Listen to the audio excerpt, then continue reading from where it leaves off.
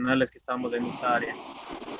Entonces, muchas veces nosotros caemos en muchos errores, no sabemos cómo manejar estos procesos cuando suceden, cuando mantenemos problemas de principios legales en la parte del desarrollo y desempeño de nuestros laboratorios.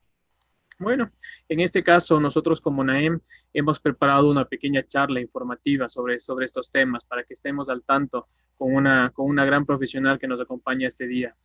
Eh, Primero, saludarles, para los que no me conocen, soy Abraham Narváez, el director administrativo de NAEM.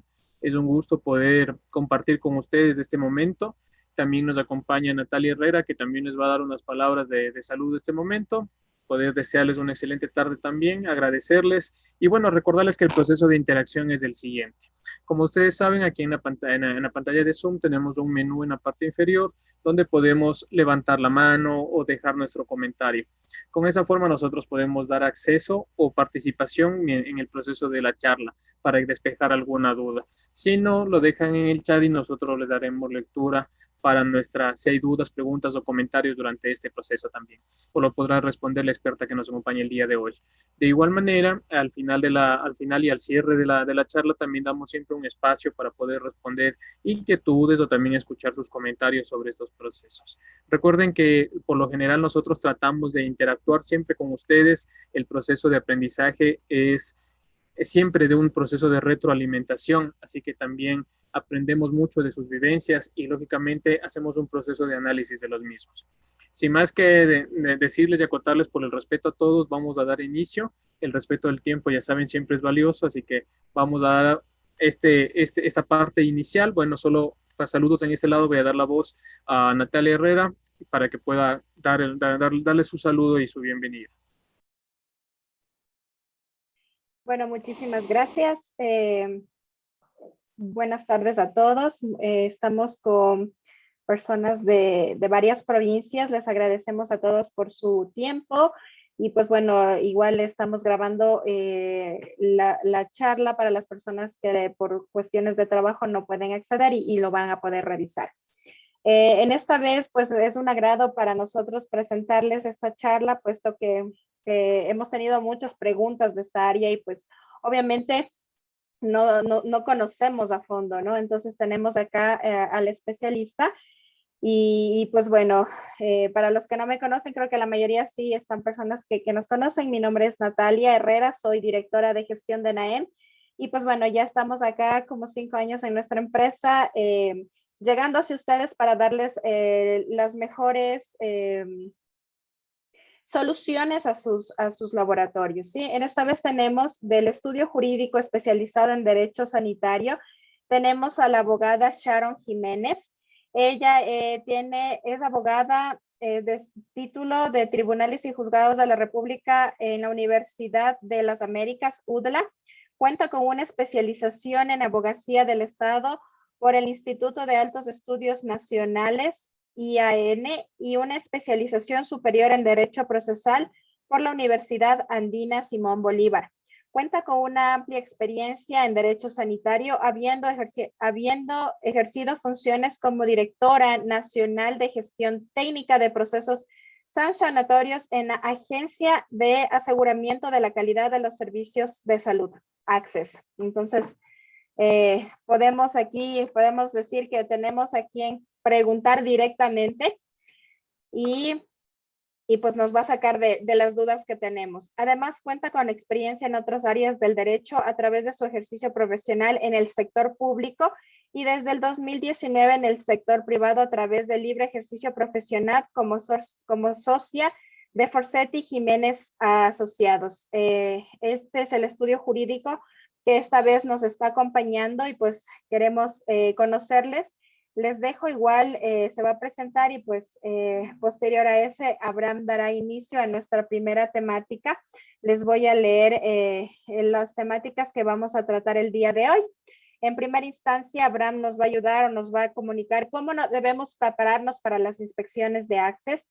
El segundo tema estaremos hablando de las implicaciones del mal manejo de la gestión integral de residuos y desechos generados en establecimientos de salud, que es una problemática muy común y generalizada. El tercer tema que vamos a hacer es el cumplimiento normativo para laboratorios clínicos, análisis de las principales obligaciones según normativa actualizada. Y el 4, los procesos sancionatorios por incumplimientos de obligaciones en los laboratorios clínicos, ¿sí? Estos temas los vamos a desarrollar. La temática o la forma de trabajar del día de hoy, más que llegar a, si ustedes con una presentación, queremos que nos presenten, si es que ustedes tienen específicamente algún caso que les ha ocurrido justamente en estas temáticas, ustedes alzan la manito, abren su micrófono y lo podemos preguntar y aquí nuestra abogada nos va a hablar, nos va a ampliar un poco más del tema. Y pues bueno, si no hubiera preguntas en el tema o no hubiera preguntas específicamente, pues bueno, aquí nuestra experta especialista nos va a ampliar un poco más sobre esta información. Así que le doy la más cordial bienvenida, bienvenida ya a la familia de Naem, y es un gusto para nosotros tener tan gran profesional del área que nos han recomendado muchísimo y pues bueno, estamos aquí para aprender. Así que bienvenida, Sharon. Bueno, muchas gracias por esa linda presentación. Muy buenas noches con todos. Como les comentó Natalia, mi nombre es Sharon Jiménez, yo soy abogada con una experiencia un poco, por llamarlo de alguna forma, profunda en el ámbito del sector sanitario. Yo fui directora nacional de procesos sancionatorios en el ACES y también ahora ejerzo en el servicio privado, soy socia de Forsetti Jiménez y precisamente hemos podido evidenciar que en el sector de la salud lamentablemente existen muy pocos abogados especializados o que tengan experiencia para dirigir el ámbito regulatorio y el ámbito sancionatorio, que es en lo que es las dos grandes ramas en las que se divide el derecho sanitario. El ámbito regulatorio, que es precisamente toda la fase previa en la que se preparan los establecimientos de salud para evitar después tener inconvenientes y llegar al ámbito sancionatorio, que el ámbito sancionatorio ya es un ámbito netamente administrativo sancionatorio, que es verdad en esos casos cuando ya existe de por medio un auto inicial para una sanción administrativa, es indispensable tener un abogado, pero la filosofía de Forsetti Jiménez es evitar precisamente llegar a ese espacio en el que hay que solucionar las consecuencias, y más bien nosotros en el ámbito regulatorio preveemos evitar problemas. Le había comentado a Natalia y a Abraham que el mecanismo con el que yo por lo regular manejo las ponencias es con preguntas de las personas, porque lamentablemente la regulación normativa en el tema del derecho sanitario se queda escasa para la casuística que se presenta día a día en los establecimientos de salud. Entiendo que en este caso nos vamos a regir únicamente a lo que son laboratorios, porque es una de las miles de tipologías que hay, y dentro de los laboratorios también existen varios tipos de tipologías, valga la redundancia, que dependen de la capacidad de los servicios que pueda ofertar el laboratorio.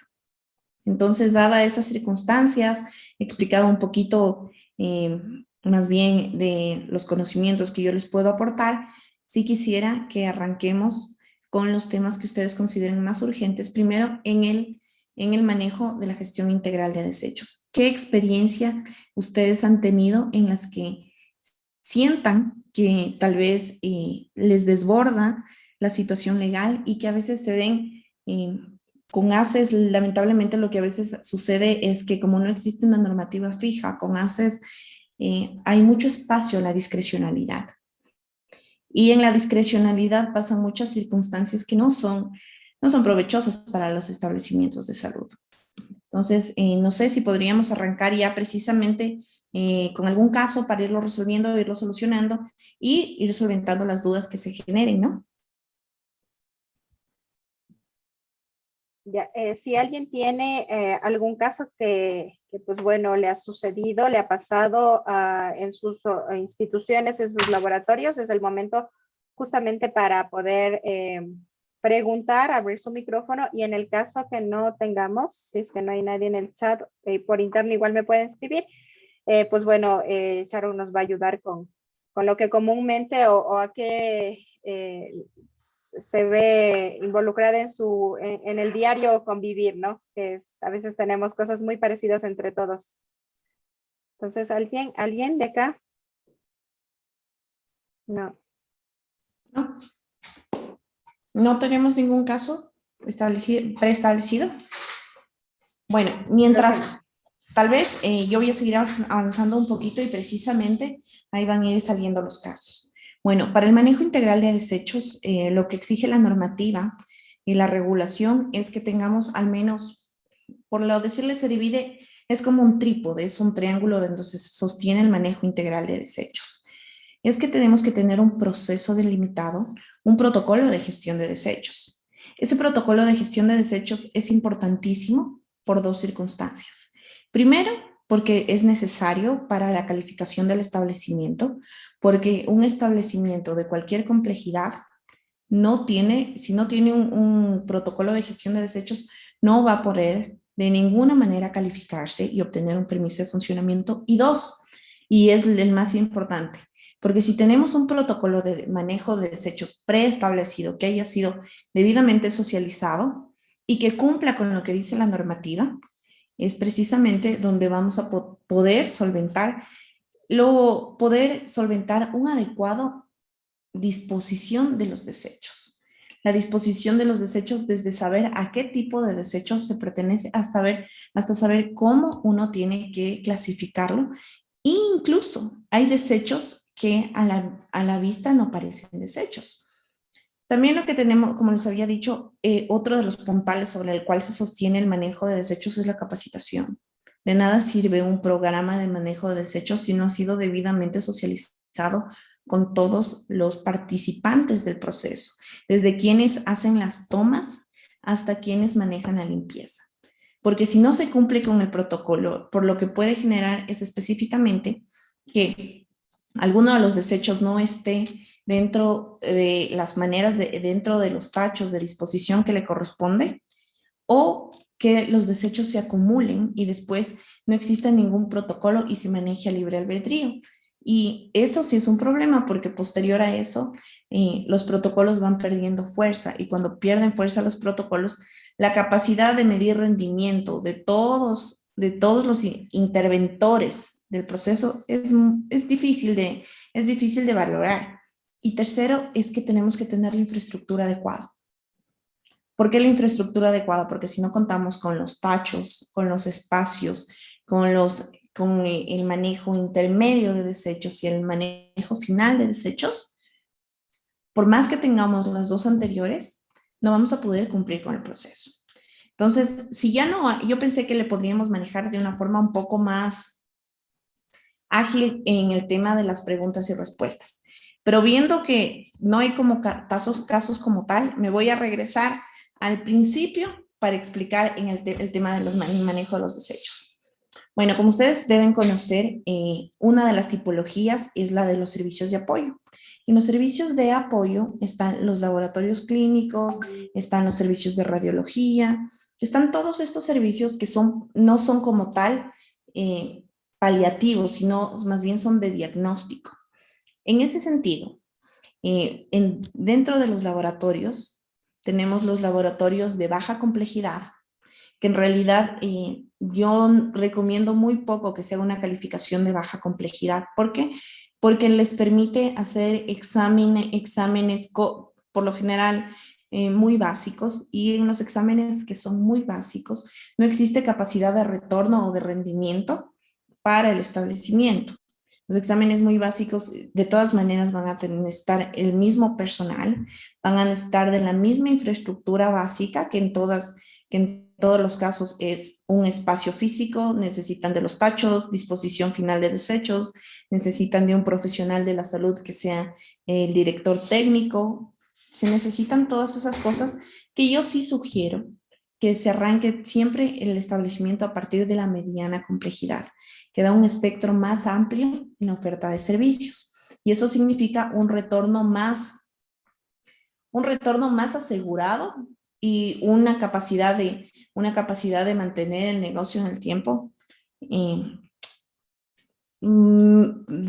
Por decirlo de alguna manera, una capacidad de mantenerse en el tiempo. Porque si, por lo general, muchos errores que yo he visto que suceden es que como es una inversión primera y cuando son establecimientos que lo regular que pasa es que dejó de trabajar para otro laboratorio y ha decidido ponerse su propio laboratorio y se arranca con un establecimiento de baja complejidad. Lamentablemente los establecimientos de baja complejidad no tienen, como les decía, no pueden ofertar muchos servicios. Y ahí se pueden encontrar con tener una sanción. Por ejemplo, un establecimiento de baja complejidad en esta pandemia no hubiera podido ofertar ningún tipo de servicio, ni siquiera pruebas cuantitativas, ni pruebas PCRs, ni pruebas, incluso las pruebas que se hacen cuando ya las personas están enfermas, que son las de dímero, que son todas las que permiten ir viendo el estado clínico de la persona. Un establecimiento de baja complejidad no puede ofertar esos servicios. A partir de la mediana complejidad es que se puede ampliar la cartera de servicios y se reduce microbiología hasta microbiología básica, para después seguir a microbiología de mediana y de biología avanzada, que es en los establecimientos cuando ya son establecimientos especializados. Entonces, un establecimiento de baja complejidad necesita un espacio de disposición final de desechos, necesita un director técnico, necesita un espacio de utilería y necesita un espacio de toma de muestras. Todo lo que requiere en infraestructura, un establecimiento de baja complejidad es lo mismo que requiere un establecimiento de mediana complejidad.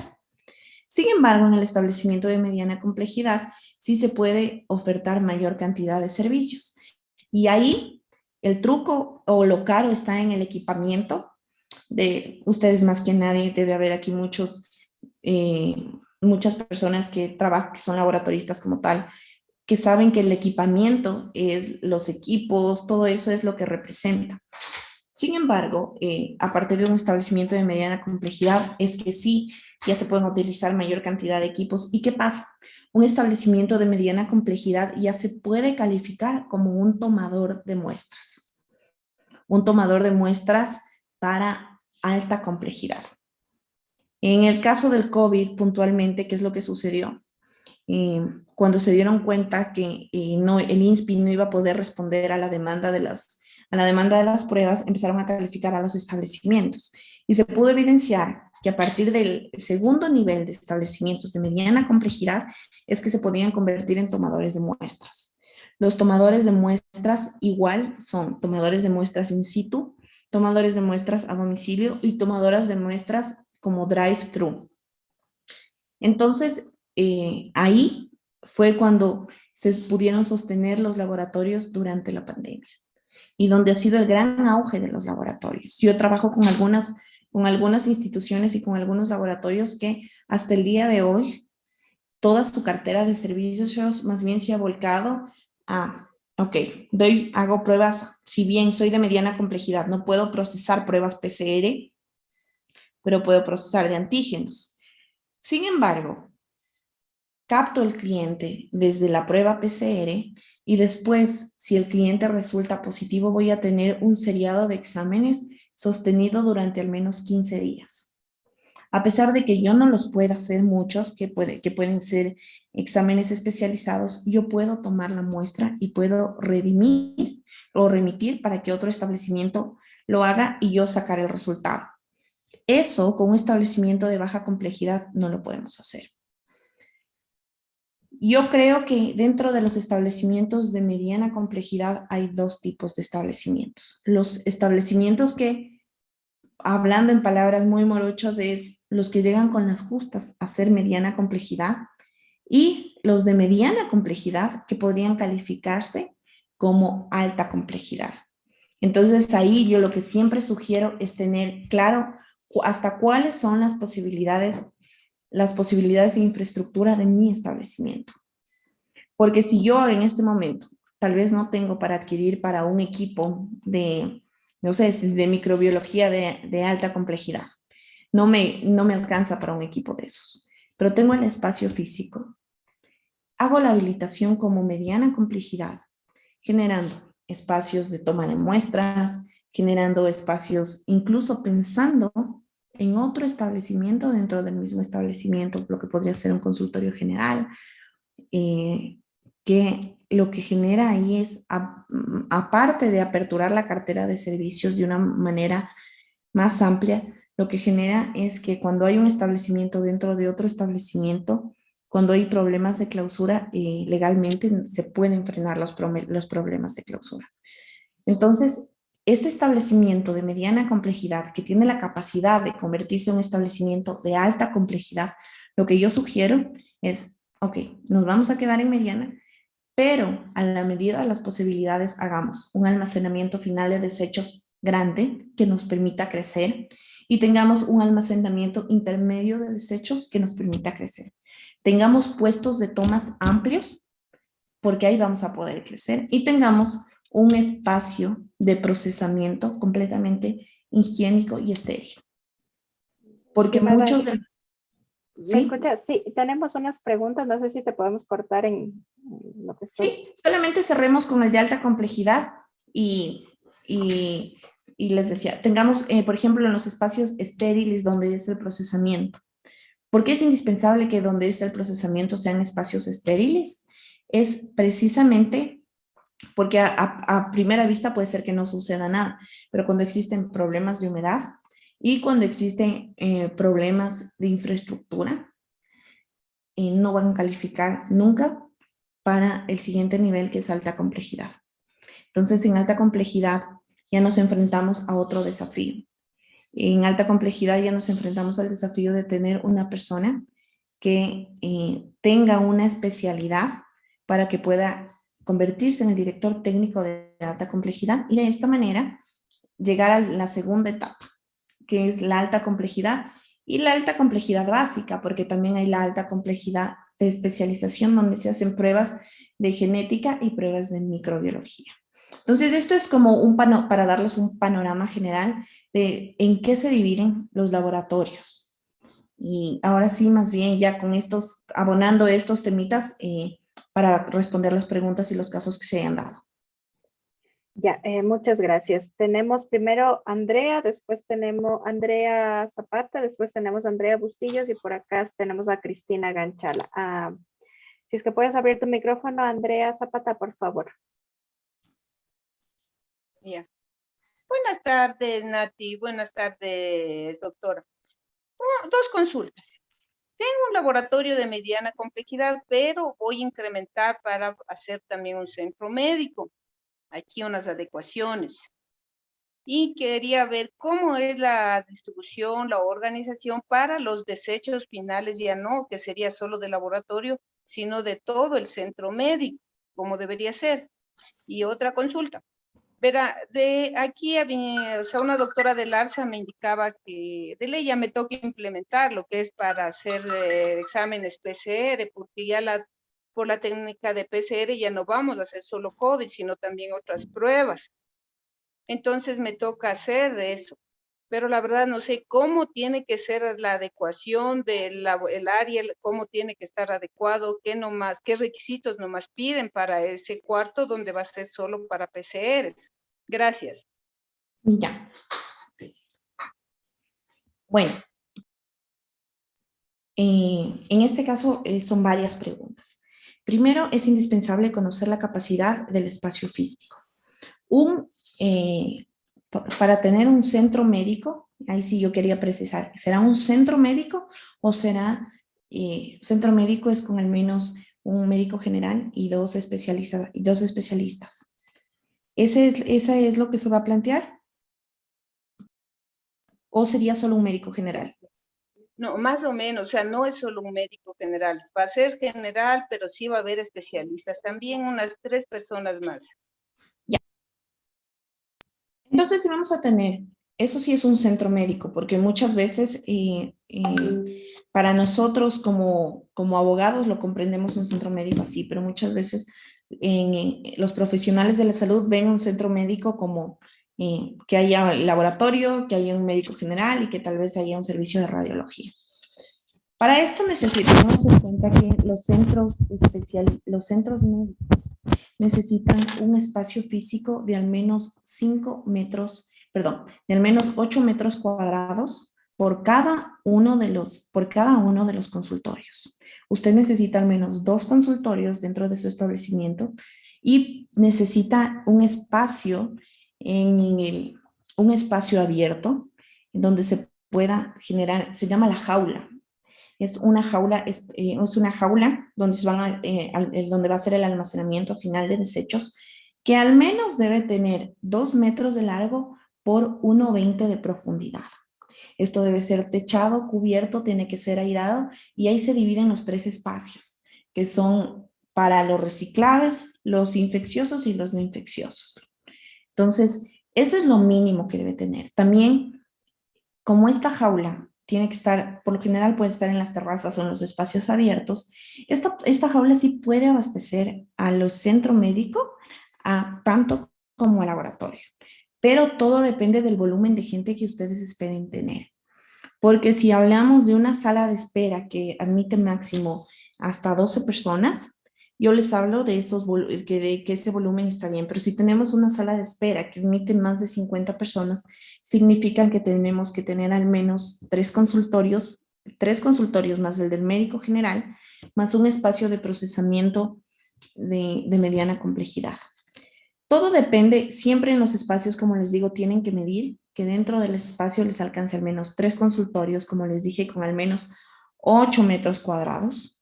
Tienen que ver que les alcance un espacio donde se pueda manejar utilería, desinfección, donde se pueda establecer el establecimiento intermedio de desechos, que es una jaula, pero igual es más pequeña. Le digo una jaula porque imagínense como una jaula, pero que esta no va a tener los mismos 2 metros de ancho, pero va a tener un espacio de 1 metro de profundidad, porque eso es lo que les permite almacenar, se me ocurre, unos 5 o 6 metros lineales, que es lo máximo que pueden tener en el manejo intermedio y en la disposición final. Por eso les digo, si los espacios son completamente pequeñitos, que ahora es lo que sucede, el protocolo es indispensable. Yo lo que sugiero, así sí, porque sí es necesario darles el acompañamiento, el seguimiento, que ustedes vean hasta dónde pueden crecer y hacer primero un análisis de decirles, ok, ustedes sí van a calificar o no van a calificar para el permiso, y si hay que hacer modificaciones y que ustedes consideren cuáles serían el valor de las modificaciones para ver si desean avanzar al siguiente nivel. Esa es la primera fase de los servicios que nosotros ofrecemos. Y posterior a eso, el acompañamiento en toda la etapa para la calificación del establecimiento. Pero como les digo, hay que ver que tengamos espacio para 3 consultorios para cerrar este tema, un espacio de 1,80 al menos, de 1,80 por 1,20 de profundidad de almacenamiento final, un espacio que nos permita tener una jaula de 1,80 metro por 1 de profundidad, que nos permita tener en ese mismo espacio la desinfección, el manejo de la utilería y que nos permita generar un flujo de manejo de desechos que no signifique que los desechos tengan que pasar por la sala de espera. Eso es lo mínimo que se necesita, como hablándoles de manera general. Ya para hablar en temas específicos es indispensable revisar el espacio. Algo que es oportuno que ustedes sepan, que todos los espacios deben ser de fase de limpieza y que los espacios no pueden tener ni humedad ni grietas en las paredes. Muchísimas gracias de esta pregunta. La otra pregunta... Disculpe, y con respecto al PCR, por favor. Para la calificación del PCR. La calificación del PCR es otra calificación. Para usted poder procesar PCR como tal, necesita tener un establecimiento, un laboratorio de alta complejidad. No lo puede hacer en uno de mediana complejidad. Y una vez obtenido el permiso de alta complejidad, se tiene que aplicar a una autorización de tomador de muestras de PCR. Entonces, como le digo, se tiene que hacer el análisis de los espacios y ver si van a calificar para alta complejidad. Si no van a calificar para alta complejidad, lo que yo sugiero es establecerse como mediana complejidad y convertirse en tomadores de muestras. Claro que ahora entiendo que la técnica del PCR ya no exige el manejo de microbiología, porque con el COBAS-LIAD pueden hacer muchos de los exámenes para el tema de COVID. El aparato específico, con el aparato específico sí se puede hacer, pero el permiso no les da a pesar de que no sea una técnica de alta complejidad. No, verá, lo que pasa es que ya me hicieron una pre-revisión, se diría. Y ya me dijeron que yo debo mejor incrementar, porque mi laboratorio, más o menos, es uno de los más antiguos de aquí y grande. Entonces, que yo debo poner para no quedarme igual atrás, seguir avanzando. Y queremos avanzar para ser de alta complejidad. Y me dijeron que yo debo hacer eso. Así que en realidad sí me interesa. Y hasta me dijeron más o menos, pero no le entendí, o sea, cómo debe ser la infraestructura, porque me dijeron que debe ser una habitación más o menos larga, pero no sé si ahí tiene que haber, no tiene que haber un lavamanos o qué, nomás debe estar dentro del área que voy a utilizar para PCR.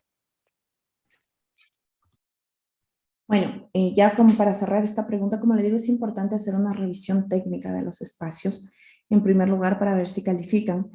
Pero si vamos a la idea en la que tuviéramos un espacio que sí califica, debe ser un espacio cerrado en el que se haga solamente las tipos para COVID, para PCR de COVID, donde solo se hagan ese tipo de pruebas, donde exista la posibilidad de que los desechos puedan cumplir con el círculo de no pasar por sobre las personas. Necesita un lavabo con dos tanques de profundidad y necesita un espacio donde poder inactivar todos los desechos para poder después de eso trasladarlo al establecimiento, al almacenamiento intermedio o al almacenamiento final. Necesita un lavabo, necesita una poza profunda y necesita un espacio donde se puedan lavar las cosas y que esto sea completamente estéril, que sean áreas que no tengan ningún tipo de humedad, que sean áreas con techos de fácil limpieza, que sean mesones de aluminio y que tengan al menos el equipamiento, que todo el procesamiento se puede hacer dentro de ese espacio. No cabe la posibilidad de completar el procesamiento en otra área. Todo se tiene que hacer dentro de esa área. Como le digo, nosotros al final vamos a dar nuestros números de contacto para que se puedan contactar y nosotros también poder hacer una visita inicial, verificar cuáles serían los procedimientos, las gestiones, las modificaciones que hay que hacer y posterior a eso ver si existe o no la posibilidad de que como tal sea un establecimiento de alta complejidad, porque lamentablemente ese es otro pero que hay en ACES, como les decía, hay mucha discrecionalidad y a veces le dicen, sí, hágase de alta complejidad y se invierte para hacerse de alta complejidad, pero en el momento de revisar la ficha existen condiciones técnicas que no les permiten subir a la alta complejidad, que a veces ni siquiera dependen de ustedes. Puede ser de un vecino, puede ser incluso del área en la que está el establecimiento, que no califique el uso de suelo, porque ustedes cuando ya sean alta complejidad van a manejar desechos y en áreas residenciales no se pueden manejar desechos y reactivos, todas esas cosas que son ya específicas, nosotros les damos el apoyo para revisarlo y poder que ustedes califiquen dentro de la tipología que ustedes quisieran. Nuestro apoyo va desde el día previo para que ustedes vean si toman o no toman la decisión de ampliarse una complejidad, subir de complejidad, hasta el día en que se les entrega el permiso de funcionamiento. Muchísimas gracias. Tenemos a Andrea Bustillos. No sé si está tu micrófono abierto y puedes hacer tu pregunta, por favor. Andrea, ¿o quieres que te la lea? Ya, creo que Andrea, ¿nos escuchas?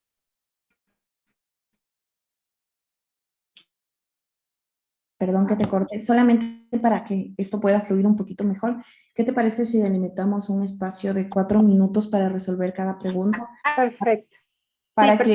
para poder abarcar todas las preguntas y que nadie se quede sin saber la parte inicial. Ya, perfecto. Andrea no se escucha, creo que lo voy a leer. Dice que hubo una sanción, no es específicamente de este tema, no sé si, bueno, lo podemos tratar justamente ahorita o más adelante, pero la dejo la pregunta. Hicieron una sanción por no tener exhibida la cartera de servicios. Aquí me tengo una pregunta. A ver, ¿quién está? ¿Nos escucha? Sharon, no te escuchamos, está con tu micrófono muteado. Te decía, Nati, que tal vez dejemos todas las preguntas que sean de sanciones para el cuarto punto, porque ahí podemos abarcar una guía general del proceso y cómo combatir esa sanción. Ya, perfecto. Estamos con la doctora, Cristina Ganchada tiene una pregunta. Si es del tema, por favor, Cristina. Buenas noches, sí, yo tengo una pregunta. La doctora estaba mencionando de que también se debe de capacitar sobre el manejo de los desechos. Entonces quería saber dónde se puede realizar esas capacitaciones. Bueno, en eso hay que hacer dos puntualizaciones. Las capacitaciones las da el Ministerio de Salud para que ustedes las da online y ustedes pueden acceder a esas capacitaciones porque incluso precisamente se requiere de eso para la obtención del permiso de funcionamiento.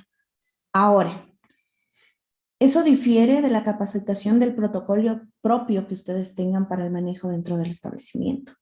Porque una cosa es conocer qué es un desecho infeccioso, qué no es, qué es un reciclable, cómo se tienen que separar. Eso es lo que les da en el Ministerio de Salud. Ahora, el protocolo que se va a utilizar dentro de su establecimiento es lo que debe estar completamente socializado. Y para el diseño y la socialización y la capacitación de su protocolo, nosotros también apoyamos, pero entiendo que NAEM también ofrece ese servicio porque no se puede hacer un protocolo matriz, por decirlo de alguna forma, y aplicarlo en todos los establecimientos. Depende de las características de infraestructura de cada uno de los establecimientos para poder generar un protocolo. Como le digo, son dos cosas. Uno es la capacitación que da el Ministerio de Salud Pública, que se requiere para aplicar para el permiso. Dependiendo de la complejidad, son de 4, 8 o 12 horas, o hasta 40 horas. Y lo otro es la capacitación respecto de su protocolo propio. Estos son dos temas. Para el protocolo propio, tanto NAEM como nosotros podemos fusionarnos o hacerlos independientemente, pero para la calificación lo hace el Ministerio de Salud Pública. Muchísimas gracias. Doctora Mónica Taco tiene una pregunta. No sé si es que nos escucha, puede abrir su micrófono. Si es del tema, lo podemos tratar. Buenas noches, Nati, buenas noches, doctora. Quería hacer la siguiente consulta. Nosotros iniciamos un centro médico hace unos 5 meses, perdón. La idea primeramente era que fuese un centro médico pequeño, pero como nosotros tenemos rayos X y también el laboratorio y unas 4 especialidades, fisioterapia y demás, nos solicitaron que sea no un centro médico tipo A, sino de especialidades. Habíamos decidido nosotros obtener cada área su permiso de funcionamiento, entonces yo inicié obteniendo el permiso de laboratorio. El momento en que se solicitó el permiso del centro médico, dijeron que no podían darles a ellos porque teníamos como estamos en el mismo piso, pero vamos 3 pisos nosotros, que había problema por el unicódigo, que tenemos, no podíamos tener 2 unicódigos en el mismo piso, algo por el estilo, pero que por este momento nos iban a permitir. Por la premura, a mí me recomendó la persona que nos hizo la inspección que saquemos como por la solicitud que habíamos hecho de baja complejidad y que después de unos 3 meses solicite para que se haga de mediana complejidad. Ahora, porque ya tenemos la infraestructura y el instrumentario y demás. La pregunta es la siguiente. O sea, nosotros queremos que el laboratorio funcione independiente. Dentro del centro médico sí, pero en forma independiente. Y sabemos que en otros sitios funcionan de esa manera. Entonces, ¿cuál sería la forma para poder realizar esto? Bueno, para eso decirle que lamentablemente eso pasa mucho en ANSES, que se presta a discrecionalidades. No existe ninguna norma técnica que establezca que dos unicódigos no pueden estar dentro del mismo espacio físico. Al menos que usted califique ese espacio dentro del laboratorio y después el espacio que está calificado dentro del laboratorio quiere utilizarlo para el centro médico, no existe manera. Pero si son espacios, a pesar de que estén en el mismo sitio, son espacios independientes y no dependen el uno del otro, sí se puede calificar. Y eso, como le digo, es un tema solamente de presionar, de estar en el tema de la inspección, de pedir el artículo. Es un acompañamiento ya un poco más técnico, porque como les digo, es una discrecionalidad, eso no tiene criterio técnico eso. Exactamente. Entonces, en esos casos nosotros también les podemos ofrecer nuestros servicios, porque el estar nosotros como tal ahí, decirle, ok, al inspector, decirle, ok, muéstrame el criterio técnico, dime en qué espacio, déjame. Por último, lo que se puede lograr es que le deje a uno sentado en la ficha esa observación. Y con esa observación ir a la planta central de ACES y decirle, ¿bajo qué circunstancias se sustenta esto? Pero esto ya es un acompañamiento. Yo creo que su calificación es completamente viable. De todas maneras hay que verificar los espacios, pero así como usted me comenta, si los espacios no dependen el uno del otro, es viable. Si no, imagínese las torres médicas, no se pudieran calificar las torres médicas, los consultorios. No pudieran tener permisos de funcionamiento. Entonces, en eso hay una discrecionalidad. Sí, hay un problema porque a veces las torres médicas quieren todos con un solo permiso de funcionamiento calificarse. Y sí lo han logrado, pero no es lo más adecuado. Entonces, en ese caso yo tengo varios establecimientos en los que sí hemos hecho calificar dos unicódigos en el mismo piso. Y sobre todo el tema de que puede funcionar independientemente el laboratorio de las otras áreas, o sea, pertenece. No tiene que funcionar todo en los mismos horarios. Es como le digo, ¿en qué sector está ubicado su establecimiento, mi señora? En Cumbayá. En Cumbayá. Cumbayá es distrito zona 9. No, eso se puede solucionar específicamente. El tema es que ahí nosotros estamos en una zona, me voy a acelerar por tema de tiempo, estamos en una zona entre Cumbayá y Lumbicí. Lumbicí es una comuna, es algo que creo que se manejan de una manera diferente. Pero igual pertenece al distrito metropolitano de Quito, es a la zona 9. Entonces no hay ningún problema. Igual, no hay problema. Ok, ya, esa nada más era. Muchas gracias. Muchísimas gracias, doctora Taco, por su intervención. ¿Alguien más tiene una intervención? Si no, seguimos con el apartado número 3. Sí, no hay más. Seguimos, estimada. Bueno, entonces ahora seguimos cómo nos preparamos para las inspecciones, pasamos cómo es el tema de los procesos de implicaciones de la mal manejo y gestión. Cumplimiento normativo que básicamente ya lo hemos hablado de manera general, pero el cumplimiento normativo también se divide en algunos temas. Vamos, al cumplimiento normativo que tenemos en los desechos que ya hemos hablado. Cumplimiento normativo que tenemos para la obtención del permiso de funcionamiento. Y el cumplimiento normativo que debemos tener para el manejo de las historias clínicas, el manejo de las EPIs, los reportes de exámenes, los reportes de tomas de muestras, y todo eso acarrea sanciones. Vamos con la primera. Por no tener permiso de funcionamiento es una sanción pecuniaria alta. Son 5 salarios unificados, son 5 salarios básicos. Sin embargo, no acarrea la clausura del establecimiento. Eso es importante que conozcan. Por eso es tan importante el manejo de desechos. El mal manejo de desechos se sanciona con un solo salario básico, pero acarrea la clausura del establecimiento. Y ahí caben 2 tipos de clausuras. Las clausuras que son clausuras previas, como lo determina el COA, y les pueden clausurar antes como una medida preventiva. El momento en el que llegan y ven que, por ejemplo, hay desechos por todos lados, desechos infecciosos, estamos en medio de una pandemia, las mascarillas están regadas dentro de los guantes, hay sangre, La proporcionalidad lamentablemente no está establecida en la norma, por eso es importante el acompañamiento técnico, porque muchas veces por una aguja les pueden clausurar, o les pueden clausurar por un papel, o les pueden clausurar, como les decía, por tener acumulados en el almacenamiento final toneladas de desechos. No está establecida la proporcionalidad de la sanción. Una aguja es la causal incluso de que una aguja puesta en almacenamiento en desechos reciclables, por decir, alguna persona se le pasó y puso en el tacho celeste la aguja, o en el tacho negro, no la puso en el rojo. Eso acarrea en la clausura del establecimiento, si se llega a revisar el establecimiento.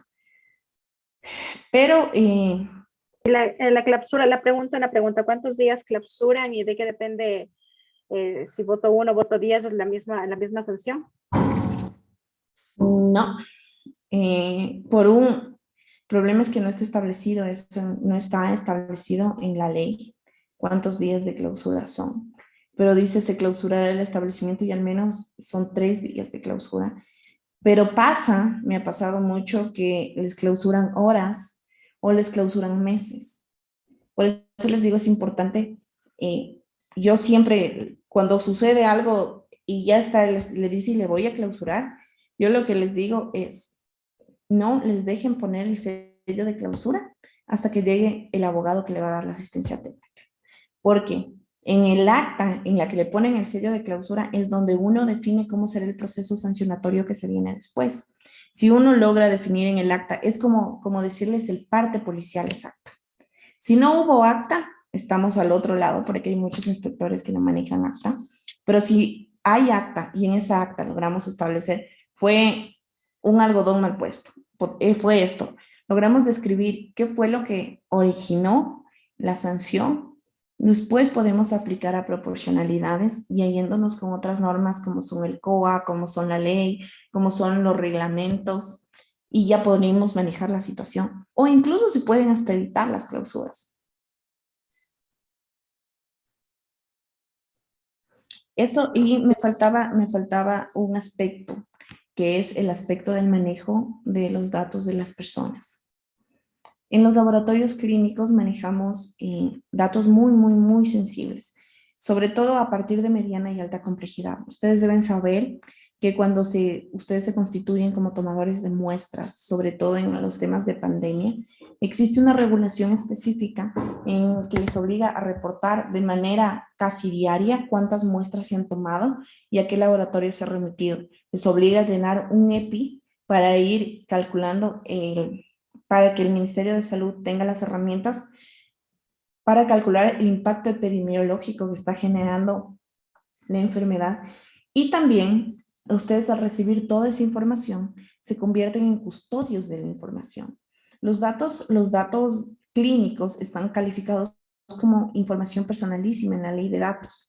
Esa información tiene que ser resguardada y no puede ser divulgada.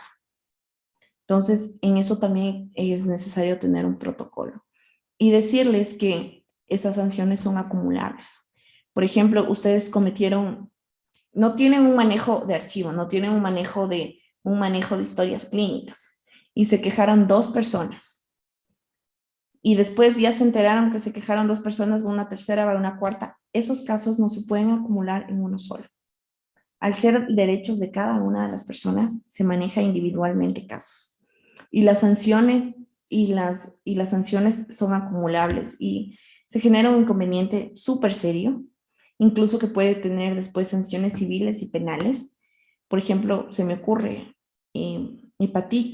temas de hepatitis que exigen reporte también al epidemiólogo distrital, o temas de SIDA que también exigen reporte. Si a usted se le escapó eso y tal vez alguno de sus enfermeras le conoce a la persona y tomó la foto y dijo, ve, el Juanito Pérez ha tenido esta enfermedad, mira.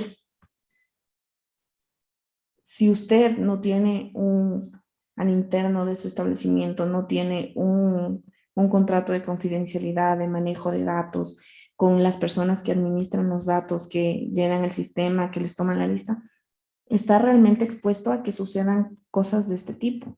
Y ya ha pasado en el tema de la pandemia, sí ha sucedido que se divulgan datos porque al principio lo que pasó es que mira, tiene COVID y como que se aislaba a toda la familia y a todos los círculos. Hoy eso ya no sucede, pero pasa mucho eso con el SIDA y con la hepatitis. Entonces, también es importante manejar un protocolo de administración de datos. Ya, gracias, Sharon. Tengo otras preguntas. Bueno, una parte es esto del reglamento del 2393 para permisos de funcionamiento. Entonces, por interno me preguntan, ¿no? Que un poquito nos aclares esta parte de los responsables técnicos para cada uno de estos, porque algunos sí les acceden en laboratorios de mediana complejidad con un título y otros con el mismo título no les quieren dar diferentes provincias. Entonces, sí tenemos un inconveniente y me preguntan muy clara, o sea, muy seguidamente esto. Entonces, si nos podrías aclarar esta parte de aquí para tener un poquito al día. Ya, regálame un segundito, solamente voy a ubicar la normativa y les... Bueno, el 2393, no sé si está, las tipologías para los establecimientos están en el 032, en el 030.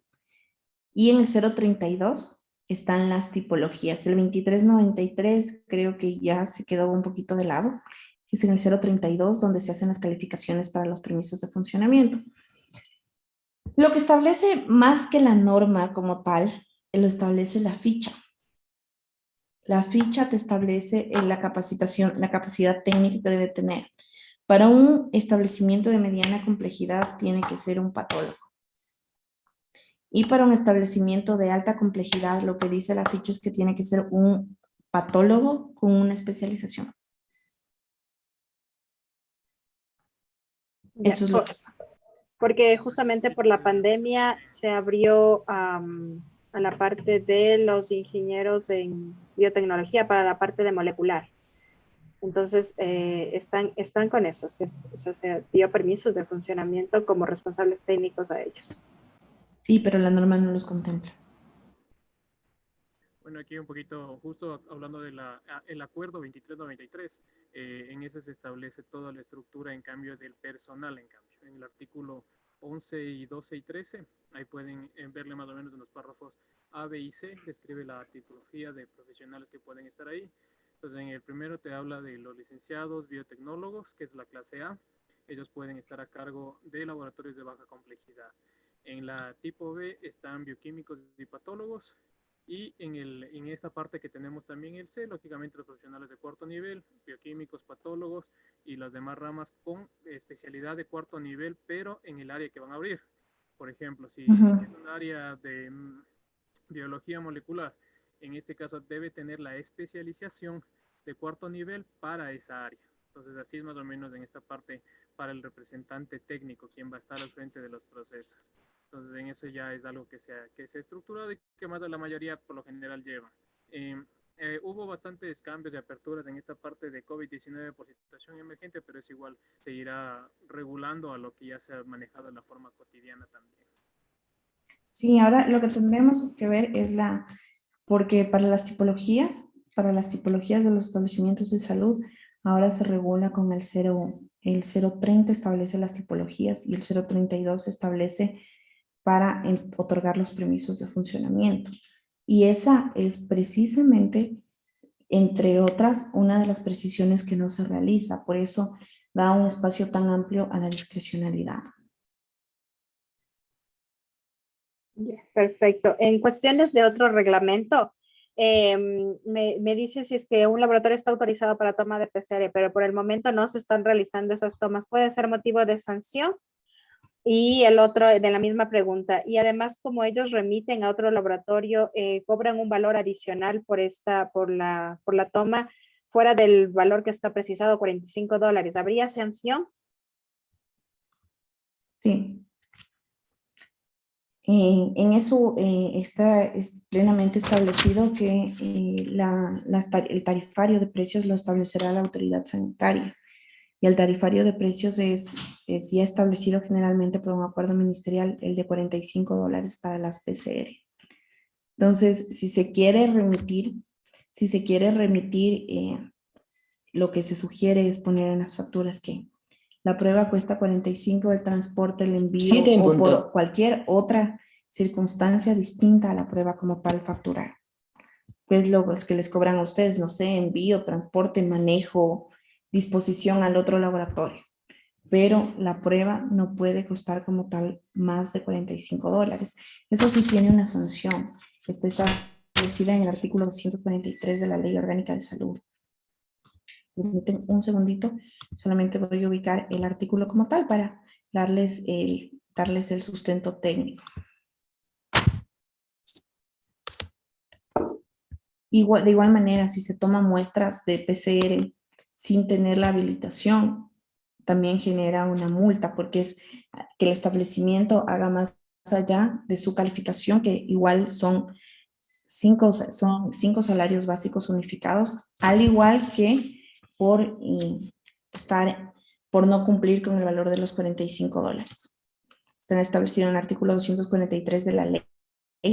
La infracción está establecida en el 184 y son una multa de 5 salarios básicos unificados. Ya, pero hay una pregunta. Dice, ¿es necesario que el paciente firme el consentimiento para hacer prueba de HIV? Pues sí, es necesario. Es indispensable.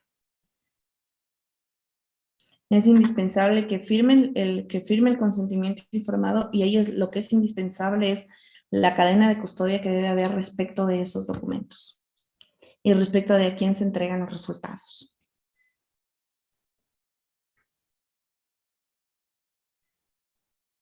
Perfecto. En esta parte, de aquí me están preguntando esta parte de cómo lo tomamos en cuenta, la parte que les dice tienen que exhibirlos o la cartera de servicios ser exhibida. También una parte que fue sancionada. ¿Dónde está explícitamente que tiene que estar impreso o algo? Si la cartera de servicios lo tenemos de forma digital, ¿cómo lo podrían aquí los profesionales defenderse, se podría decir, en estas inspecciones? Ahí hay un tema, porque lo que tiene que estar establecido, exhibido y en sitios visibles es los valores que se cobrarán, no la cartera de servicios. Porque la cartera de servicios, por ejemplo, hay lo que yo sugiero, es establecer, por ejemplo, pruebas, lo pueden dividir en rangos, decir pruebas de tal a tal, esto, y establecer un espacio visible. Un espacio visible es, porque incluso la norma habla ahí hasta de 1 metro por 1 metro, pero son cosas que ya son realmente obsoletas. Y después en las mismas calificaciones establecen que no puede haber, por ejemplo, pasa mucho que ACES te exige tener en un sitio visible el tarifario y después el municipio, cuando pides la LUAE, te exige que no puedes tener letreros dentro del establecimiento por temas de bomberos, por temas de regulaciones del municipio. Pasa mucho con el municipio de Quito. Entonces, en eso lo que yo sí sugiero es que tengamos folletos, que tengamos la difusión, que tengamos que, al fin y al cabo, exhibir en sitios visibles para el público. Si llegaran a existir una sanción sobre eso, eso es interpretable. Y se puede ver que puede haber sido en las redes sociales, en la página oficial, en el momento en el que ustedes mandan una cotización, en el momento en el que ustedes previamente a hacer los exámenes les emiten una orden y después una factura. En la orden se establecen los precios, el cliente puede saber cuánto cuesta cada cosa y después se emite la factura. Entonces, todas esas técnicas se pueden manejar. Porque yo sí estoy de acuerdo que es imposible establecer toda la cartera de servicios y todos los precios en un lugar visible. Tendríamos que empapelar en muchos casos todos los espacios, ¿no? Esta sanción no es usual, porque esto antes no se sancionaba por lo que les menciono, pero a partir de que se estableció un valor de $45 sobre la PCR, empezaron a utilizar este artículo. Entonces, lo que es importante mencionarles es que si ustedes tienen establecido los $45 de la PCR, no les van a sancionar porque no tengan establecido el valor de un coproparasitario o de cualquier otro tipo de examen. ¿Necesariamente tiene que estar exhibido en algún lado? Lo de la PCR yo recomiendo que sí, porque eso para evitar que se sobrepresien estos temas es que se utilizó este artículo, porque este artículo ya no se sancionaba. A pesar de que esté en la ley, ya no se utilizaba para sancionar. Y pueden los inspectores, me dicen, les han pedido o la cartera de servicios que las impriman para adjuntar a la ficha de inspección. ¿Pueden pedir los inspectores eso? Sí, en la cartera de servicios sí. Ya. Pueden pedir la cartera de servicios y los precios sin duda pueden hacerlo. Porque es un requisito. Y en el caso, me dijiste de esta, aquí está preguntando Eli Calle, ¿cuál es la sanción de no hacerlo? Dijiste que eran 5 salarios básicos unificados 5 salarios básicos. Cuando se toman muestras y también cuando no tienen exhibido, ¿no es cierto? Así es. Ya, perfecto, gracias.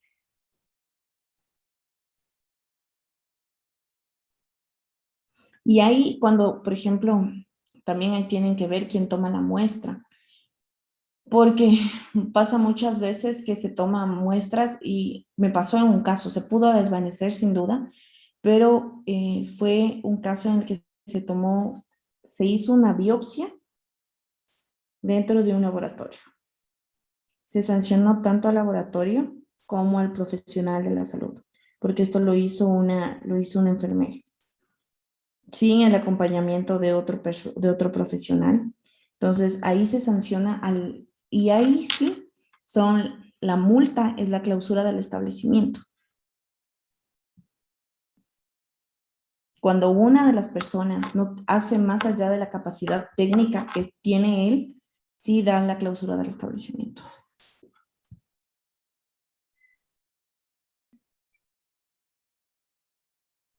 Dice que sí, justamente DJB Laboratorios nos pregunta, ¿no? Si puede llevarse la copia de la cartera de servicios. Ahorita igual si nos respondiste esa pregunta, justamente que sí puede llevarse una copia el inspector, que no hay problema en esa parte.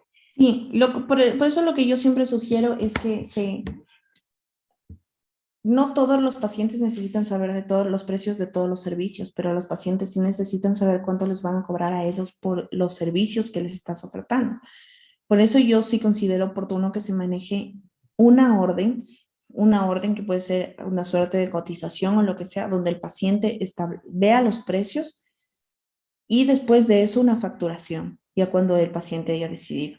Porque eso significa que tú sí le exhibiste los precios y tienes el respaldo de que exhibiste los precios en cada caso puntual con los pacientes. Perfecto, gracias. ¿Alguien más tenga preguntas? Puede abrir su micrófono para justamente en esta parte de sanciones de algún caso que se haya tenido. Pues bueno, ahorita lo más común que había pasado es esto, ¿no?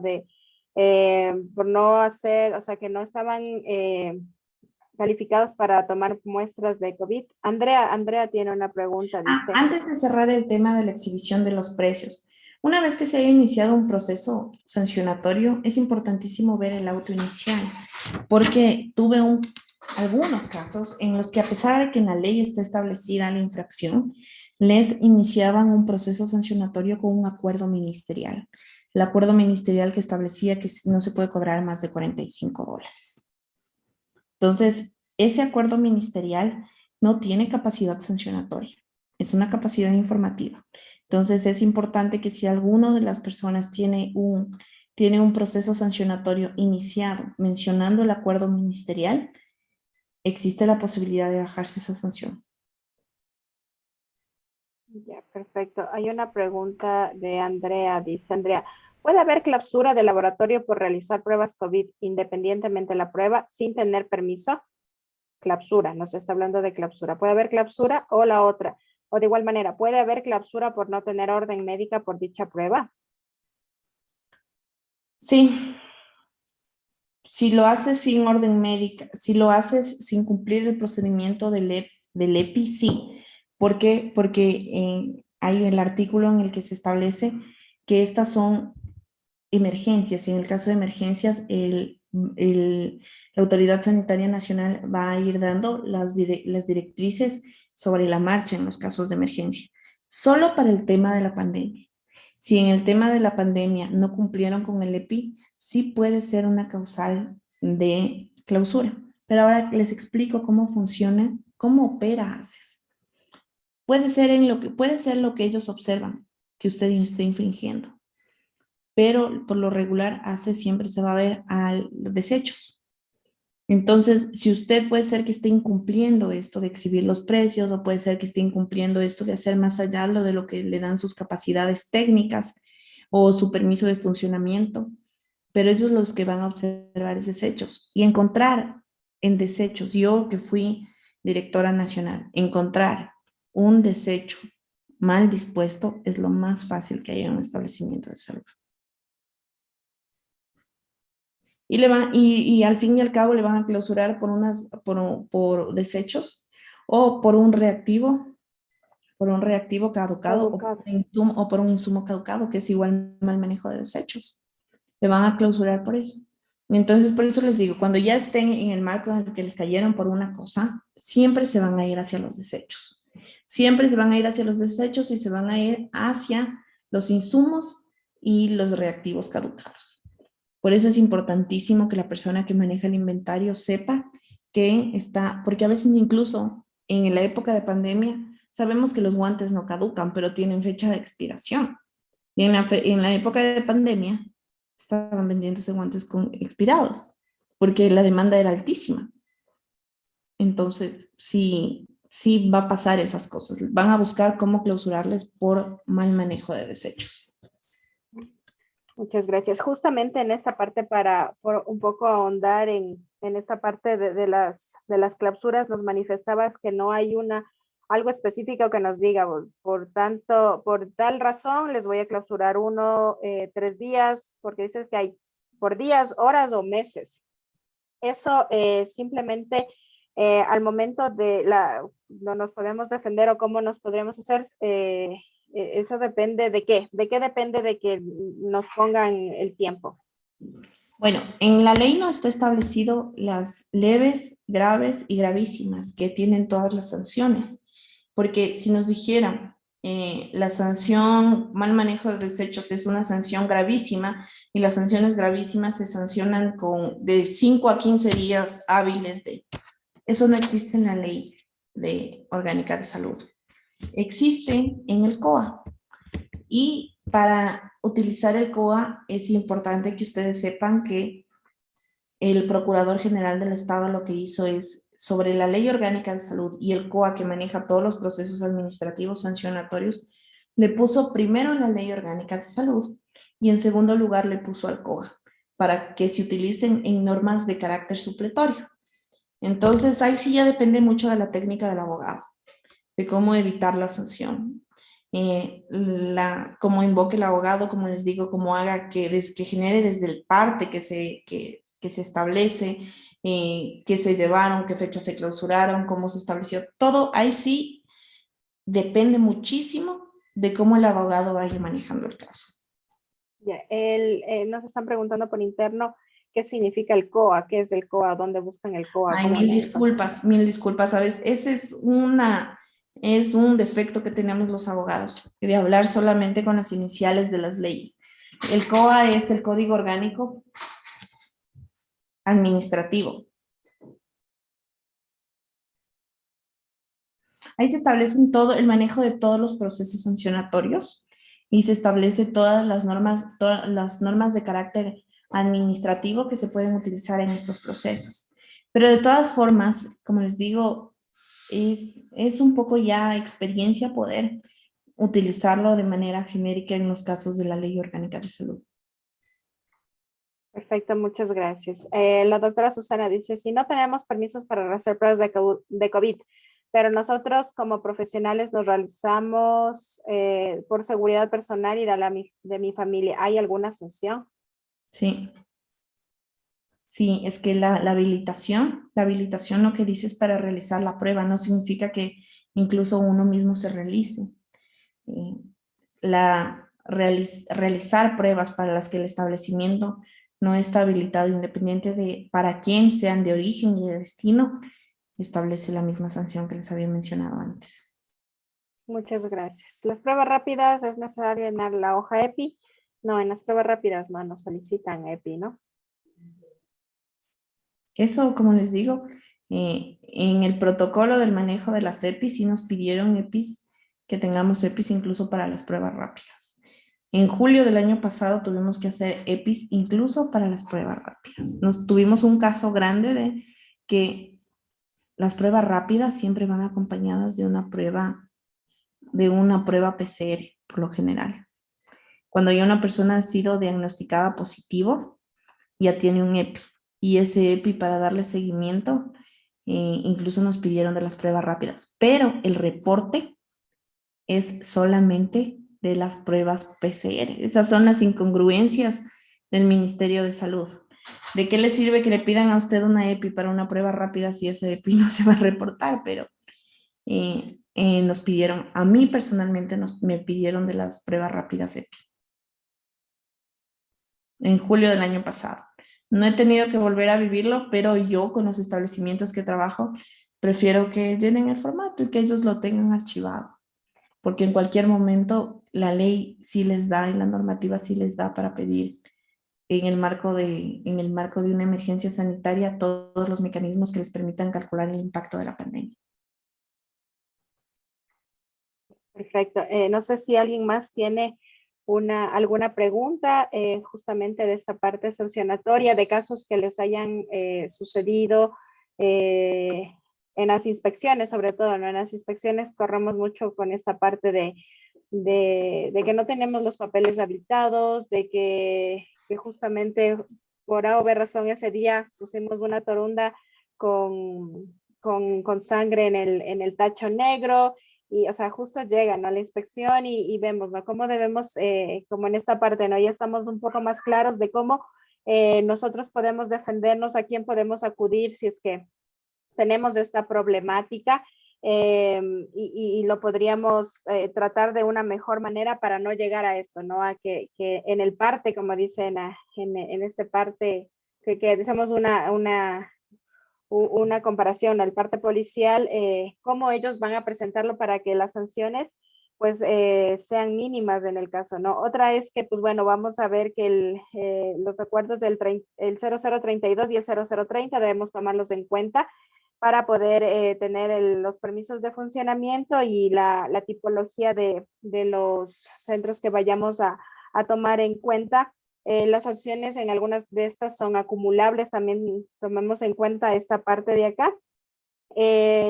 Hay dos, se podría decir, partes de ley que tenemos que tomar en cuenta, que es la Ley Orgánica de Salud, en que nos mencionó el artículo 243, en donde nos mencionaban esta parte de exhibir, ¿no? Los precios, justamente porque se dio un tope, ¿no? A los precios, porque como decía, no, antes no teníamos, nunca nos solicitaban como o nos sancionaban por esta parte, 5 salarios mínimos y sí, ya ha habido casos, ¿no? Ha habido casos acá de algunos colegas que se les ha sancionado por esta razón y no llegar a eso, ¿no? También el Código Orgánico Administrativo, el COA, que nos mencionaba que sería importante, indispensable también conocerlo, tomar en cuenta para poder defendernos, para poder estar preparados para las auditorías y poder nosotros presentar todas estas documentaciones y estar, sobre todo, como decimos nosotros, estar preparados a sus inspecciones. Siempre es importante el conocimiento, la capacitación y estamos igual, como decía, a las órdenes, igual Sharon y todos sus colegas que son expertos y especialistas en esta área también, pues para antes de que pase o que ustedes ya necesiten acercarse con sus abogados, que se capaciten, que lleguen a preguntar lo que necesitan preguntar antes de cometer alguna infracción. Nos pregunta Eli Calle, dice, ¿el consentimiento de HB debe ser el mismo al Ministerio de Salud o adaptado al sector privado? ¿Se debe realizar una parte? Sharon. ¿Perdón? El sentimiento de HIV, dice, si es que tiene que ser del Ministerio de Salud adaptado al sector privado o puede ser una parte. El de HIV tiene uno propiamente establecido por el Ministerio de Salud Pública, que es el que debe utilizarse. Consentimiento informado para las pruebas de HIV, porque es uno parecido al EPI. El EPI es EPI 1, EPI 2, todo eso. Entonces ustedes en la página del Ministerio de Salud se pueden descargar todo lo que son formatos y formularios y ahí van a poder encontrar el de HIV y el de hepatitis. El de hepatitis B, creo que B. Ya, perfecto. Muchas gracias. No sé si es que, a ver, dice, me parece absurdo.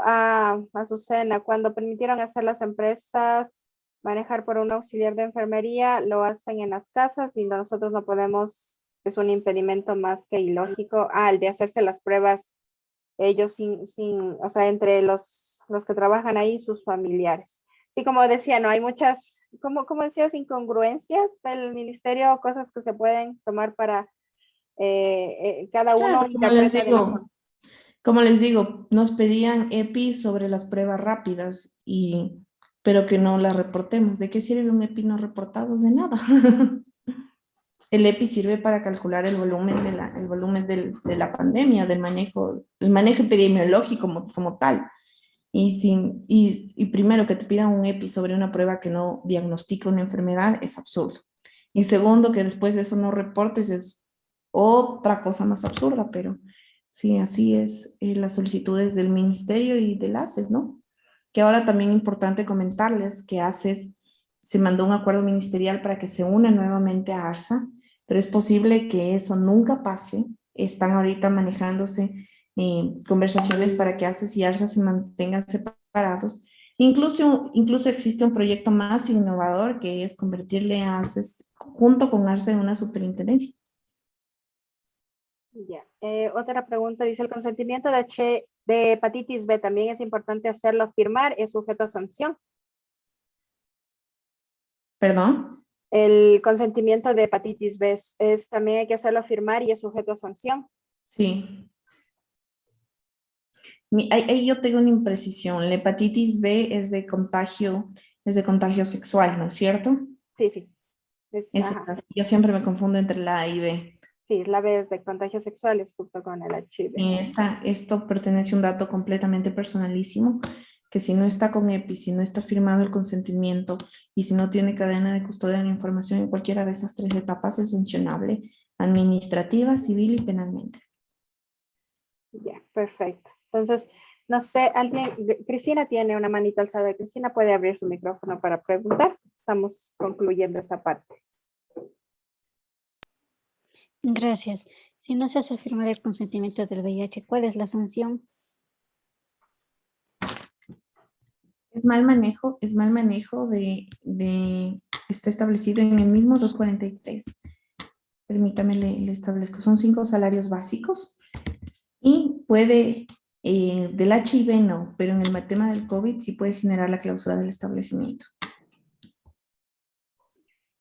Entonces, como responsable técnico de un centro médico de especialidades puede ser un médico radiólogo y este médico puede presentar el reporte de psicotrópicos ante ARSA.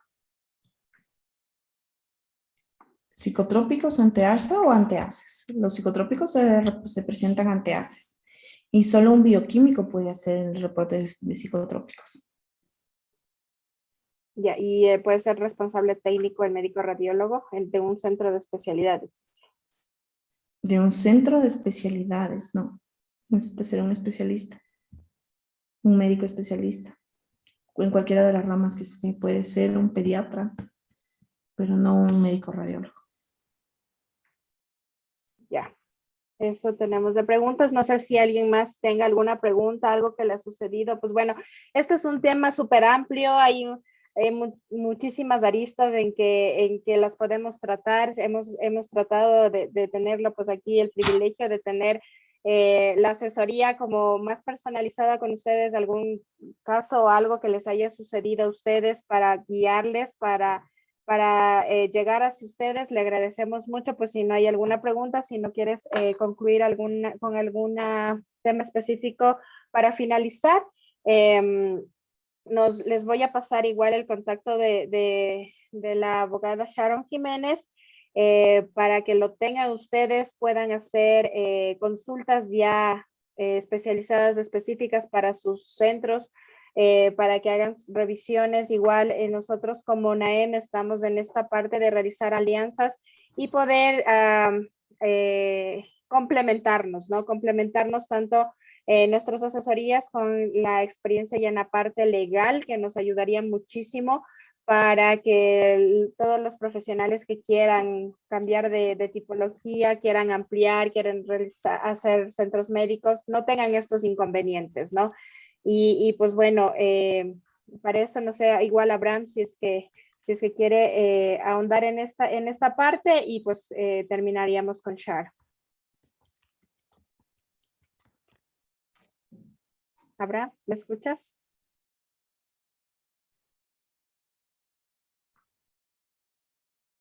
No me escucha Abraham. Entonces, Sharon, no sé si es que en esta parte, pues bueno, vamos concluyendo ya siendo las 7:25. Sí, ya estamos, yo creo que ya estamos cercanos a cerrar. No sé si exista alguna duda que se quiera solucionar. Decirles que se comprende. Yo, como abogada que estuve en el plano sancionatorio, que en realidad nosotros medíamos dentro de ACES cuántas sanciones se han aplicado como un factor de rendimiento. He podido evidenciar que sí, lamentablemente existe una postura a satanizar al formal, a perseguirle, en lugar de ponerse a ubicar a los informales, a los, incluso en muchas ocasiones que ni siquiera son profesionales de la salud, que se dedican a dar tratamientos, diagnóstico, y ese es un problema serio que tiene ACES. También, si en alguno de los casos ustedes se han enfrentado a un tema de corrupción, porque muchas de las discrecionalidades de los inspectores se prestan para corrupción, mencionarles que en la época en la que yo fui directora nacional, junto con el director ejecutivo hace tiempo, hay un canal de ACES que ustedes pueden entrar a la página de ACES y denunciar el hecho como tal. Y sí van a tener una respuesta eficiente para todos los temas de corrupción, que pasa mucho y lamentablemente no solo en ACES, sino en algunas instituciones del sector público. Pero hay... ¿Y por qué se hizo eso? Porque desde ACES se conoce también al interno. Nosotros sabíamos que las normas se prestan muchas discrecionalidades, que es necesaria una ley orgánica de salud, que lamentablemente por temas de, todos ustedes conocen, por temas relacionados al tema del aborto, al tema del manejo medicinal del cannabis y todo eso, se desechó toda una ley orgánica de salud que venía cargada de muchos temas de carácter administrativo, sancionatorio, que podían evitar este tipo de discrecionalidades, que hablaban a manera más profunda de infraestructura, de capacitación, de establecimiento de protocolos, que decían claramente, establecían gradación de las infracciones entre leves, graves y muy graves. Todo ese tipo de cosas se dio de baja en la anterior ley orgánica que estaba debatiéndose en el periodo anterior de la Asamblea, que sí fuera importante, y ahí sí ya un tema un poco más personal, que tanto los profesionales de la salud como los profesionales del derecho sigamos presionando por una ley, porque se genere una ley orgánica de salud y que tengamos finalmente, desde mi punto de vista, una superintendencia de salud que no se encargue solamente de perseguir al profesional de la salud, sino también darle el soporte técnico que se necesita para estas habilitaciones. Lo lógico no sería que ustedes busquen en un abogado, sino que la misma institución pueda dar este tipo de capacitaciones. Eso sería de mi parte, decirles que en Forsetti Jiménez, como nuestra postura es siempre evitar llegar a las sanciones, siempre evitar que se generen inconvenientes de carácter legal, y eso se soluciona a través de una regulación adecuada, de un manejo de procesos adecuado, y que incluso un manejo de procesos adecuado genera reducción de costos y puede incluso aumentar los márgenes de utilidad para todos los establecimientos de salud. Muchísimas gracias. Tenemos una última pregunta aquí de la doctora Eli Calle. Dice, como analistas, ¿cuáles son los casos en los que podríamos ser privados de libertad? ¿Como analistas de qué tipo? O sea, somos laboratoristas. Como laboratoristas pudieran. Bueno, ahí en el COIP, lamentablemente el COIP es el Código Orgánico Integral Penal, dejó establecido una puerta muy abierta. Científica y dejamos totalmente desplazada la parte legal. De hecho, descuidamos tanto esos vacíos que por eso es justo mi consulta, a manera de laboratorio clínico especialmente, ¿cuáles son las actividades a las que estaríamos expuestos en sanciones así de críticas como sería el tema de privación de libertad? Técnicamente de laboratorio clínico.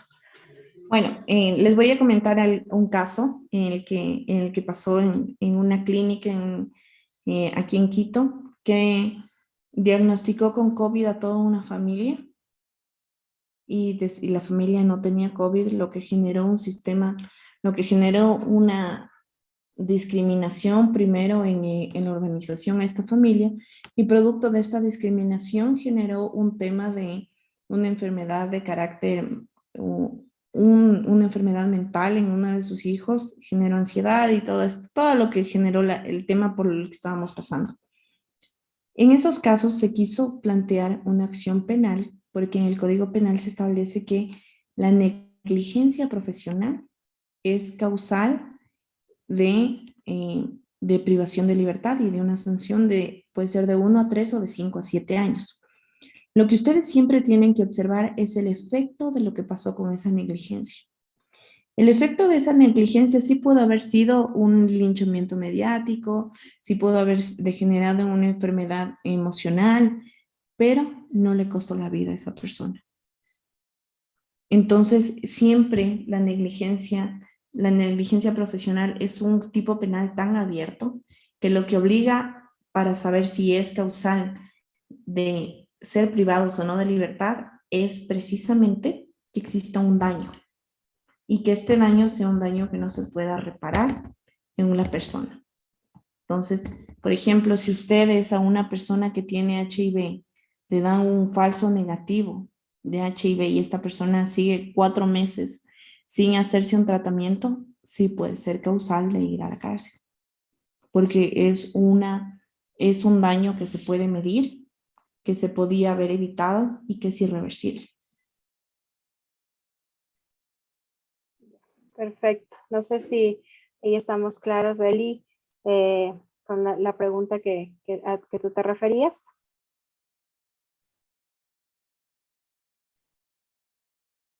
Ya, sí, Isaso, muchas gracias. Entonces, pues bueno, igual de mi parte, un agradecimiento total a Sharon. Pues bueno, nos ayudó pues a dilucidar algunas cosas que la teníamos como en el aire, como decir en dónde nos basamos, en dónde están esto, si vienen que decimos qué es lo que debemos tener preparado. Y como decía, en la parte de procesos y tener una gestión procesal, una gestión de procesos bien llevada a cabo, una gestión documental en la que ustedes estén preparados para esto, pues les va a evitar muchos dolores de cabeza y pues bueno, también esto nos ayudará para tener un mejor control en nuestras instituciones. Entonces, siempre, como les decimos, nuestra función es llegar hacia ustedes con la mejor información, con especialistas y expertos en el área. Tenemos, como quien dice aquí, quien estuvo dentro de uno de nuestros cucos, que es para las áreas de salud, que es Access, y inspectores, como siempre, nosotros lo hemos visto y entre los colegas los decimos, inspectores que vienen que no están preparados, ¿no? Que no están preparados y que muchos de ellos no saben ni a lo que van a inspeccionar, ¿no? No son personas específicas en cada una de las áreas y pues bueno, uno revisa una cosa y al otro siguiente revisa otra cosa y entre ellos se contradicen. Entonces, eso es uno de los problemas más comunes que los vemos y nosotros como laboratoristas, como como profesionales en el área debemos de estar muy pendientes de toda la información que recibimos y pues bueno, esta es una de las mejores informaciones que les podemos dar de primera mano, así que les agradecemos muchísimo por su tiempo. Les vamos a enviar obviamente también este video para que ustedes lo puedan revisar, las personas obviamente que también no pudieron estar, para que lo tengan. Les vamos a compartir al grupo también el número de los especialistas del centro jurídico, Sharon, que es el especialista en esta área, y pues de mi parte, millón gracias. Y pues bueno, esperemos llegar a acuerdos de alianzas y ponerles a todos nuestros socios y a nuestros clientes una información y personal profesional que va a ser una buena inversión, ¿no? Que no van a gastar de gana o que no van a estar invirtiendo en sus ampliaciones, en sus modificaciones de gana, que primero deben capacitarse bien, tener la información adecuada y pues bueno, adelante con sus proyectos, que este año siga productivo para el área de salud, que sus familias sigan protegiéndose, ustedes también. Y pues bueno, muchísimas gracias por esta información muy útil que ha sido el día de hoy. Así que pues bueno, felicitándote por tu ponencia, Sharon, muchísimas gracias. Y Abraham, no sé si ya nos escucha para hacer la despedida. Sí, les escucho, muy amable. Disculpen, en el momento no me pude conectar hace unos minutos, tuve problemas con el micrófono. Pero bueno, agradecerle al especialista que nos acompañó hoy día, aclarar un poco de dudas, el programa, de perspectiva. Y bueno, como siempre lo hemos hecho nosotros aquí en AEMI, le hemos recomendado que hagan un proceso de planificación previa. Que cuando tienen una idea y quieren planificar un proceso de crecimiento, ampliación, modificación, siempre primero asesórense, pregúntense, prepárense, aclaren todas sus dudas antes de tomar las acciones. Porque una de las partes, como yo les he dicho a algunas de las personas que me conocen en asesoría, siempre les digo, tenemos esa mala costumbre de, sí, hagamos nomás, sí ha de salir. Ahí aunque sea nomás, ya debemos resolver. Ojalá que no nos revisen, ojalá que no nos digan. Entonces, tenemos que borrarnos un poquito esas malas costumbres en la implementación de los nuevos procesos de la parte de laboratorios y mejor consulten, pregunten, busquen su asesoría, tengan todo planificado, tengan sus asuntos reglamentarios en orden siempre actualizados, como les decíamos, una parte de los procesos de asesoría y de la parte de gestión de calidad. Siempre les decíamos meses antes de que el documento vaya a caducar, ustedes ya deben estar gestionando los procesos de actualización de ese mismo documento, estar atentos a todas las noticias de actualización de reglamentos, procesos regulatorios de las entidades, de las entidades de control, para poder estar dentro del proceso de cumplimiento y evitarse malos ratos, sustos y procesos, igual sus documentos al día. Entonces, además de esa recomendación que siempre se les da, pues bueno, desearles una excelente noche, que sigan trabajando, sigan creciendo, proyectándose en lo que son profesionales de la salud, avanzando más allá de las simples áreas clínicas, sino de los procesos de administración, gestión y, como ven aquí, en la parte de asesoría, en la parte también legal, que eso es algo fundamental. A todos ustedes una excelente noche, a cada uno de sus familias, igual, cuídense, síganse cuidando, seguimos todavía en la batalla, los que siguen y están en la primera línea todavía, hay mucho trabajo por hacer y pues desearles lo mejor a cada uno de ustedes. Gracias por su tiempo, por el tiempo invertido aquí, y agradecerle también a la profesional que nos acompañó hoy, a Sharon Jiménez, a Natalia y a todos los demás profesionales de aquí que junto con su familia van a seguir en estos procesos por la calidad y salud del país. A todos ustedes muy amables, muchísimas gracias, una excelente noche. Bueno, finalmente para despedirme, agradecerles la oportunidad, agradecerles haberme invitado y decirles que estamos a las órdenes en si se llegara a presentar otra circunstancia que necesitamos analizar un caso específico, ya más de temas pueden ser de negligencia profesional o de acusaciones falsas de negligencia profesional, o cuando falló el sistema de salud y lo atribuyen a los profesionales de salud, todas esas cosas nosotros estamos a las órdenes las veces que nos llamen. Un gusto compartir este espacio y ojalá que por medio de estos espacios logremos que los sistemas de calidad de los servicios de salud sigan aumentando. Una buena noche, un buen fin de semana y muchas gracias por compartir este espacio conmigo. Muchísimas gracias, Sharon, y a todos un gusto. Ha sido un placer para nosotros. Que tengan una excelente noche y un buen fin de semana. A una salud de calidad en Ecuador. Buenas noches.